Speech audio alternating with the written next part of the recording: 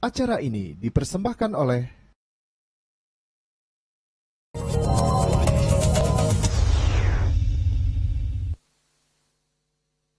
Terima kasih pemirsa, Anda masih bersama kami di Galeri Publik dan masih bersama Bapak Dr. Baroto SHMH selaku Direktur Tata Negara Direktorat Jenderal Administrasi Hukum dan Umum.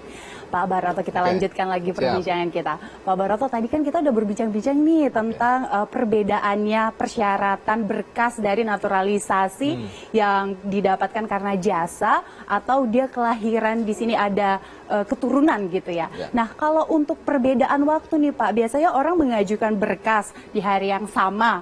Ini kita berandai-andai, tapi selesainya itu berbeda-beda. Nah, ini apa yang membedakannya? Apa yang menyebabkan hal itu terjadi? Ini untuk yang naturalisasi karena penghargaan atau untuk naturalisasi yang biasa nih? Nah, boleh nih diawali dari yang biasa dulu, nanti karena penghargaan. Jadi begini, prinsip dasarnya begini, karena naturalisasi ini kan dari asing menjadi warga negara Indonesia. Ya. Pertama artinya kita bertemu dengan sistem kewarganegaraan yang berbeda. Misalnya orang yang dari Amerika menjadi warga negara Indonesia, berbeda tentunya dengan orang yang dari Malaysia lah misalnya menjadi warga negara Indonesia. Prosesnya kan lain ya. Misalnya orang mau melepaskan warga negara Amerika Serikatnya, tentunya prosesnya berbeda dengan orang yang kalau dari Malaysia misalnya. Nah, ini salah satu yang kemudian membedakan di situ. Negara asalnya yang membedakan, kan itu yang salah satunya. Itu salah satu syarat administratif yang tentunya berbeda. Nah, kemudian juga yang penting juga bahwa proses administrasi di sini pun pemohon ini bersentuhan dengan syarat-syarat yang harus berhubungan dengan berbagai instansi. Misalnya terkait dengan paspor, ada imigrasi di situ. Terkait dengan misalnya akte kelahirannya, di situ ada Dukcapil atau Kementerian Dalam Negeri. Belum lagi nanti dalam proses naturalisasi juga ada BIN misalnya, Badan Intelijen Negara. Dan prosesnya juga nanti harus ke Setnek. Nah, proses-proses ini tentunya berbeda-beda waktunya. Meskipun kalau dari kami, dari Kementerian Hukum dan HAM tentunya sudah ada di PP nomor 2 tahun 2007 sangat jelas misalnya. Setelah masuk berapa hari harus disampaikan ke Kementeri. Menteri misalnya 14 hari kerja harus disampaikan, harus memberikan persetujuan atau tidak. Nah, itu sudah sangat jelas di PP nomor 2 tahun 2007. Tetapi yang membedakan antara satu orang dengan yang lain, salah satunya tadi, kita negara asalnya mempunyai sistem kewarganegaraan yang berbeda, aturannya berbeda. Dan yang kedua juga, proses naturalisasi ini berhubungan dengan instansi lain. Selain Kementerian Hukum dan HAM. Itu intinya seperti itu. Berarti kalau bisa kita simpulkan lagi ada sekitar 2 ya Pak, dari negaranya dan juga proses dengan instansi lainnya seperti apa. Nah Pak Baroto bisa jelaskan lagi nggak Pak secara rinci nih alur dari yang harus diikuti mereka-mereka yang ingin mengajukan proses naturalisasi. Mungkin dari naturalisasi yang mendapatkan jasa di Indonesia. Oke, jadi ini lebih spesifik, negara memberikan warga negara pada seseorang karena jasanya, karena kepentingan negara. Nah, ini proses ada beberapa tahap. Pertama memang dia diajukan biasanya ya oleh organisasi ataupun pihak yang punya kepentingan. Saya contohkan misalnya olahraga lah. Kalau olahraga misalnya basket ya Perbasi. Kemudian kalau sepak bola PSSI. Nah, mereka harus ada sponsor lah tanda petik di sponsor. Nah, ini disampaikan ke Kemenpora. Ke Kemenpora misalnya kalau olahraga ya. Nah, di Menpora dia akan ditelaah di situ. Ada pertimbangan-pertimbangan bagaimana misalnya produktivitas atlet tersebut layak tidak untuk kita ambil dari negara luar.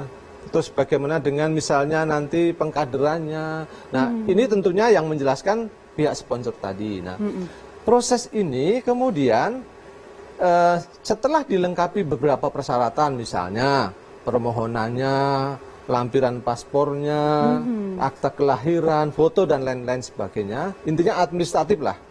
Itu disampaikan ke Kementerian Hukum dan HAM. Kementerian Hukum dan HAM tentunya akan menelaah di situ, apakah sesuai atau tidak. Tentunya kalau Kementerian Hukum dan HAM dari aspek formal kewarganegaraan.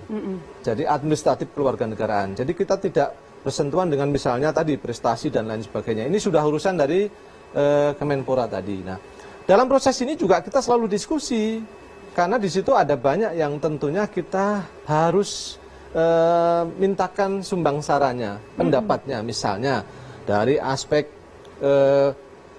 pajak lah misalnya. Kadang-kadang kita ngajak juga dari pajaknya, ada nggak pelanggaran-pelanggaran pajak.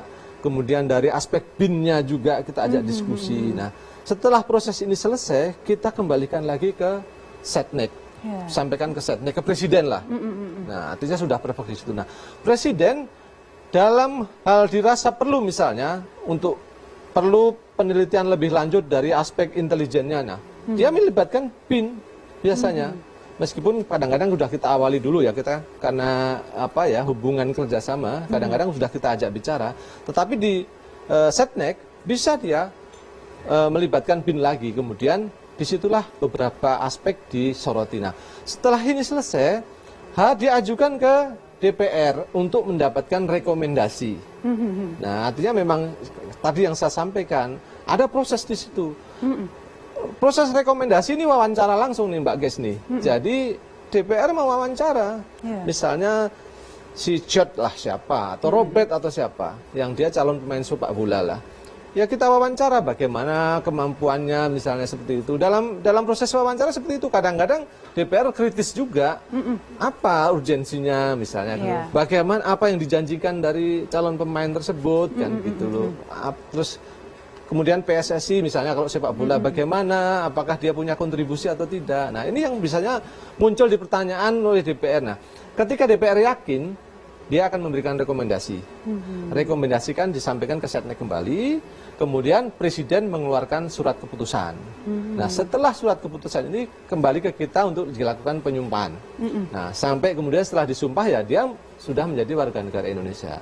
Baik. Itu kira-kira. Melalui proses yang panjang, tapi memang itu harus dilewati ya Pak, supaya kita jelas nih kewarganegaraannya, naturalisasinya itu karena memang jasa yang dia berikan kepada Indonesia. Jika nih Pak yang mendapatkan naturalisasi secara jasa, mereka memiliki keluarga. Nah, keluarganya ini nanti prosesnya seperti apa? Apakah berkasnya itu naturalisasi mendapatkan jasa mengikuti yang si pemilik awalnya, atau mereka harus yang seperti naturalisasi biasa atau secara otomatis sudah dapat aja gitu Pak? Oh enggak. Jadi ini udah kalau di undang-undang udah pasal yang lain, tapi tidak secara otomatis. Tidak secara otomatis ketika orang tuanya mendapatkan warga negara Indonesia, kemudian dia otomatis juga menjadi warga negara Indonesia. Memang di undang-undang sekarang ini, ketika orang asing menjadi warga negara Indonesia, anaknya yang belum 18 tahun bisa menjadi warga negara Indonesia. Demikian juga misalnya istrinya lah ya. Tapi istrinya pun tidak serta-merta. Di situ harus berproses juga. Makanya itu yang masuk kategori yang saya sampaikan tadi karena perkawinan. Jadi misalnya atlet tadi sudah menjadi warga negara Indonesia, berapa tahun kemudian sesuai dengan persyaratan ya tentunya. Misalnya dia sudah tinggal 5 tahun di Indonesia, dia bisa menjadi warga negara Indonesia.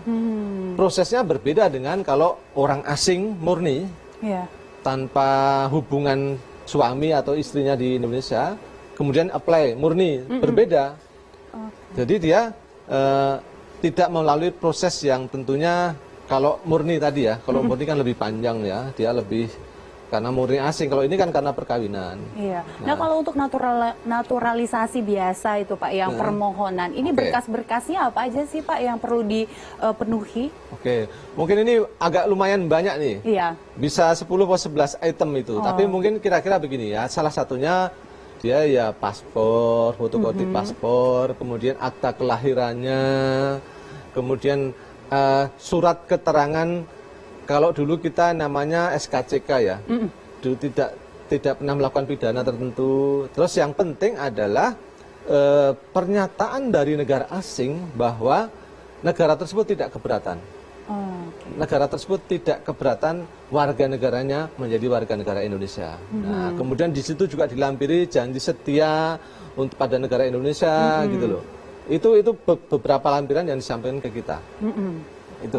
Jadi ternyata ada beberapa lampiran yang harus disampaikan. Nah, saya akan tanya lagi nih sebenarnya Pak Baroto, tapi nanti usai jeda berikut ya, kita tahan dulu. Pemirsa tetaplah bersama kami di Galeri Publik.